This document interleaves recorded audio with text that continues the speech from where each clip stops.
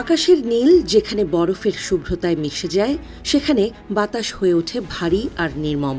সেই ৮,৮৪৮ মিটার উঁচুতে দাঁড়িয়ে একজোড়া হাত ইতিহাস লিখল। কোনো কৃত্রিম পা নয়, কোনো অলৌকিক ম্যাজিকও নয়, কেবল বুক ভরা সাহস আর পাথরের মতো শক্ত দুটি হাতের ওপর ভর করে পৃথিবীর সর্বোচ্চ শৃঙ্গ মাউন্ট এভারেস্টের চূড়ায় উঠলেন রুস্তম নাবিয়েভ। রাশিয়ার এই সাবেক সেনা সদস্যের গল্প কোনো রূপকথা নয়, বরং রক্তমাংসে গড়া এক মানুষের অবিশ্বাস্য লড়াইয়ের মহাকাব্য। তখন ২০১৫ সাল। রুস্তম ছিলেন রাশিয়ার বিমান বাহিনীর তরুণ প্রাণোচ্ছল প্যারাট্রুপার। দেশের জন্য বুক চিতিয়ে লড়াই করার স্বপ্ন ছিল তার চোখে, কিন্তু নিয়তির নিষ্ঠুর পরিহাসে একদিন ব্যারাকে ঘুমানোর সময় চোখের পলকে ভেঙে পড়ে আস্ত ভবনটি।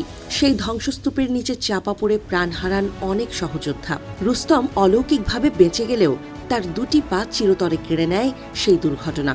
মাত্র ২৩ বছর বয়সে দুই পা হারিয়ে হুইল চেয়ারে বন্দী হওয়া যে কোনো মানুষের জন্য জীবনের ইতি টেনে দেওয়ার মতো, কিন্তু রুস্তম অন্য ধাতুতে গড়া।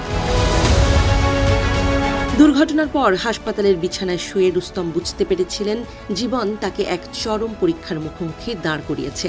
পঙ্গুত্বকে নিয়তি বলে মেনে নেয়ার মানুষ তিনি ছিলেন না। প্যারা অলিম্পিক দেখে মনের ভেতর নিভে যাওয়া আগুনকে তিনি আবারও জ্বালিয়ে তুললেন। কৃত্রিম পায়ের সাহায্য না পেয়ে স্লেজ হকি ও শরীর চর্চার মাধ্যমে নিজের দুটি হাতকে ইস্পাতের মতো শক্ত করতে শুরু করলেন তিনি। মনকে বোঝালেন, পা নেই তো কি হয়েছে, বেঁচে থাকার জেদ তো এখনো ফুরিয়ে যায়নি। পাহাড়ের আহ্বান রুস্তমকে সব সময় টানত। ২০২০ সালে তিনি প্রথমবার রাশিয়ার সর্বোচ্চ পর্বত মাউন্ট এলব্রুস জয়ের সিদ্ধান্ত নেন। মানুষ ভেবেছিল কেউ হয়তো তাকে টেনে নিয়ে যাবে, কিন্তু রুস্তম সাফ জানিয়ে দেন, অন্য কেউ টেনে তুললে সেই বিজয়ের কোনো গৌরব নেই। নিজের হাতের ওপর ভর করে হাজার হাজার বার বরফে আঘাত করে তিনি এলব্রুসের চূড়ায় পৌঁছান। চূড়ায় পৌঁছে কান্নায় ভেঙে পড়েছিলেন রুস্তম। সেটি ছিল এক নতুন রুস্তমের পুনর্জন্মের কান্না। এরপর আর তাকে পেছনে ফিরে তাকাতে হয়নি। ২০২১ সালে নেপালের ৮,১৬৩ মিটার উঁচু মাউন্ট মানাসলু জয় করেন তিনি। কৃত্রিম পা ছাড়া কেবল হাতের জোরে কোনো ৮,০০০ই পর্বত জয় করার ঘটনা পৃথিবীতে সেটাই ছিল প্রথম।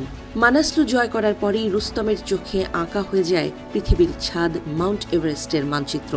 যে পর্বত সুস্থ সবল মানুষের জন্যই এক জীবন্ত যমদূত, সেখানে পা ছাড়া যাওয়ার কথা ভাবাও ছিল চরম দুঃসাহস।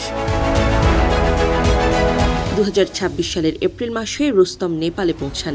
তীব্র শীত, প্রতিকূল আবহাওয়া আর অক্সিজেনের অভাবের সঙ্গে লড়াই করে চলে তার কঠোর অভিযোজন প্রক্রিয়া। অবশেষে মে মাসের ১৩ তারিখ নিজের ৩৪তম জন্মদিনে রুস্তম শুরু করেন তার জীবনের সবচেয়ে বড় ও বিপজ্জনক অভিযান এভারেস্ট সামিট পুশ।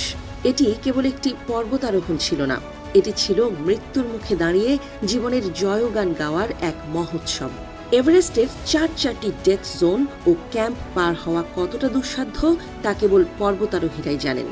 বরফের খাড়া দেয়াল, কনকনে ঠান্ডা আর খাড়া মই পার হতে গিয়ে রুস্তমকে প্রতি মুহূর্তে নিজের শরীরের সমস্ত ওজন কেবল দুটি হাতের কবজির ওপর ছেড়ে দিতে হয়েছে। যেখানে সাধারণ মানুষ পা ফেলেও ভারসাম্য ধরে রাখতে পারে না, সেখানে রুস্তম দুই হাতে বরফ কাটার কুড়াল গেঁথে গেঁথে নিজেকে টেনে তুলেছেন ওপরের দিকে। প্রতিটি ইঞ্চি ওপরে ওঠার পেছনে ছিল তার মাংসপেশির তীব্র যন্ত্রণা আর অদম্য ইচ্ছাশক্তি। অবশেষে সেই মাহেন্দ্রক্ষণ এলো।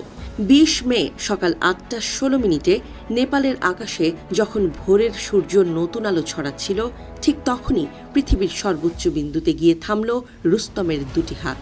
এভারেস্টের চূড়ায় দাঁড়িয়ে ইন্টারন্যাশনাল বক্সিং অ্যাসোসিয়েশনের পতাকা ওড়ালেন তিনি। ইতিহাস থমকে দাঁড়ালো, পৃথিবী দেখল এক নিঃসঙ্গ লড়াইয়ের চূড়ান্ত মহিমান্বিত রূপ। কোনো কৃত্রিম পায়ের সাহায্য ছাড়া শুধু হাতের জোরে এভারেস্ট জয় করা ইতিহাসের প্রথম মানব হিসেবে নিজের নাম খোদাই করলেন রুস্তম নাবিয়েভ। চূড়ায় পৌঁছে এক আবেগঘন বার্তায় রুস্তম বিশ্ববাসীকে উদ্দেশ্য করে লেখেন, যতক্ষণ আপনার ভেতরে জীবন অবশিষ্ট আছে ততক্ষণ লড়াই চালিয়ে যান।